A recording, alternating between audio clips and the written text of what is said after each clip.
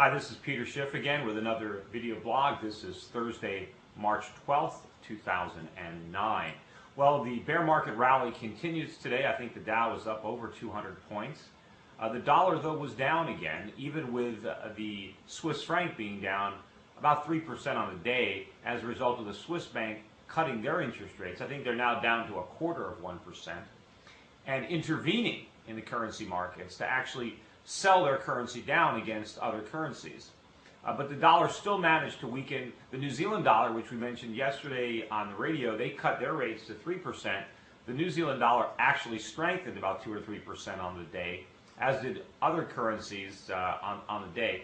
Gold was up about $20 an ounce, probably also related to what the Swiss did, because by making their own currency less appealable, they raised the appeal of gold. And I think they also raised the specter of inflation in Switzerland, and they make Swiss citizens more apt to look for a safe haven, such as gold. However, I do think that the weakness in the Swiss franc today against the dollar is probably a buying opportunity for the franc, because as bad as the monetary policies are in Switzerland, they're far worse in the United States. And so I think any weakness in the Swiss franc against the dollar is an opportunity to buy. But the fact that the Swiss are following in our footsteps and debasing their money along with the dollar and pursuing reckless monetary policies, that is negative for currencies everywhere and positive for gold and positive for assets. And asset prices rose again today, as I expected. As the U.S. market is rallying, you're seeing even greater rallies abroad and in commodities. Oil prices were up almost $5 a barrel today. And so I think any strength you're going to see in U.S. stocks is going to be exceeded by strength in commodities, by commodity stocks, and by international stocks, particularly when you take into consideration weakness in the U.S. dollar that I think is going to accompany any strength in stock markets. But what I want to talk about today, I just finished watching a speech made by President Obama in front of an organization of small business leaders. And if you listen to that speech, and you just kind of listen to part of the speech, part of it sounds like he's reading right from my book Crash Proof, or reading from some of my commentaries. You have President Obama talking about the need for sacrifice, talking about how that we have to put an end to our phony prosperity, to the booms and busts, that we need to rebuild the economy on a solid foundation. It can't be an economy based on leverage and debt and borrowing, but it needs to be real. He said we need a genuine prosperity. We can't live in an illusion. All of that is true. All of that is what I've been saying. But then the other Barack Obama in the same speech is the same Barack Obama who says we need more credit. He's saying that credit, consumer credit, is the lifeblood of our economy. It's not. It's the cancer that's sucking the lifeblood out of our economy. We don't need consumers to have credit. We need producers to have credit so they can make the things that consumers buy. But they're not going to have any credit if it's all squandered on consumption. He also doesn't seem to appreciate the fact that if we want the economy to have a solid foundation, the government is not going to put it there. The free market is going to do it, because it's the market that understands what a solid foundation is, because the people who are putting it together are risking their own capital, and there's a penalty for failure. That's bankruptcy. That's losing money. You have market signals. When a company goes bankrupt, the bankruptcy is a good thing, because a company that is inefficient is being put down, is being allowed to die, so that more profitable companies can flourish. More profitable companies can use those resources more effectively. The problem is Barack Obama, he wants to rebuild the foundation of our economy himself. He thinks the government can do it. He wants to spend money on education, on the environment, on health care, on alternative energy, on the things that he needs to make a solid foundation. Well, how does he know? How does Barack Obama know? And what messages will he get if some of the investments he's making are wrong? Because there is no profit motive. There's nothing that puts out a failed government program or a failed government department. They just keep growing and growing and growing, because they get the money from taxes, or they borrow it, or they print it. There is no market mechanism and no market discipline. So unfortunately, even though our president seems to understand that there was something inherently wrong with the phony prosperity of the past, with the booms and busts, he really doesn't have any idea why we had those booms and busts, and he really doesn't have an idea what is necessary to have the lasting economic recovery that he seeks.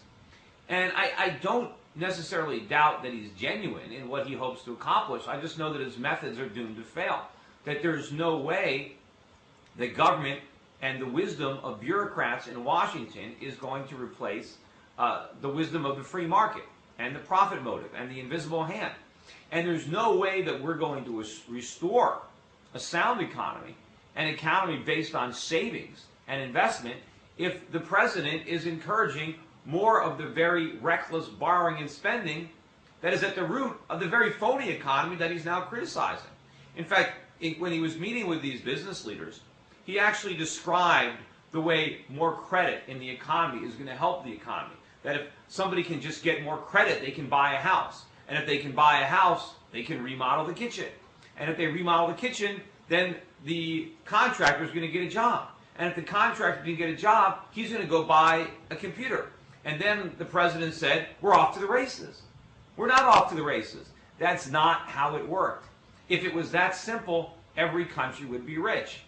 Wealth and employment do not come because people spend money.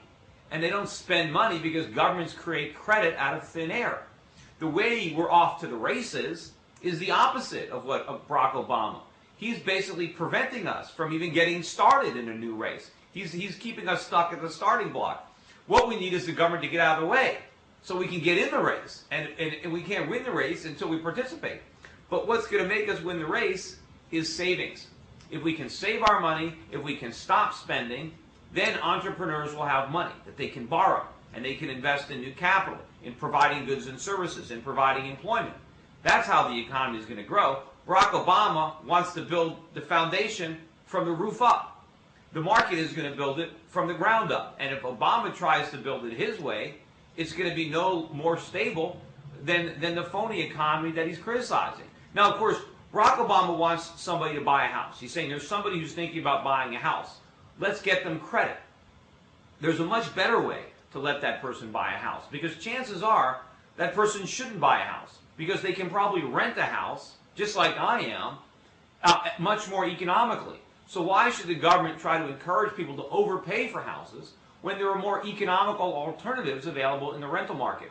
Now, if the government didn't artificially direct credit to the housing market, housing prices would be falling much more rapidly than they are. And in fact, if housing prices fell enough, then maybe buying would be more economical than renting. And maybe this individual who is now trying to decide whether to buy a house would actually buy, because she would buy as a result of low prices. And you know what? She wouldn't need help getting a loan, because if the prices were low enough, she wouldn't have to borrow that much money. Or if she had to borrow the money, it would be easier to convince a lender to write the mortgage, because there'd be a lot less risk in the mortgage, because the property would be less expensive, therefore the mortgage payments would be lower, they would be more easily made.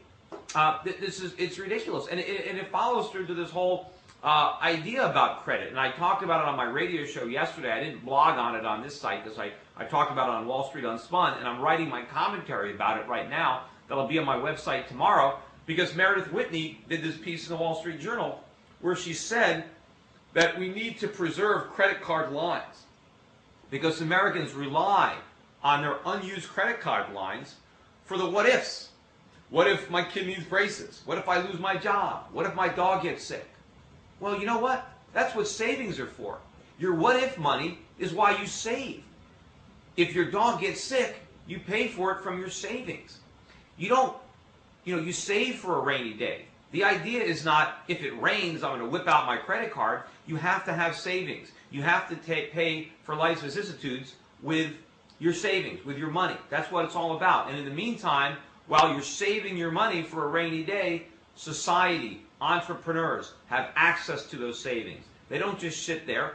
They pay you interest, but they use the savings productively. They invest in building the economy of the future, in building the very foundation that Barack Obama knows we need, but the very foundation that his policies are preventing from the market from creating. He's putting roadblocks. He is unknowingly or knowingly trying to encourage more of the very activity that is at the root cause of our problem.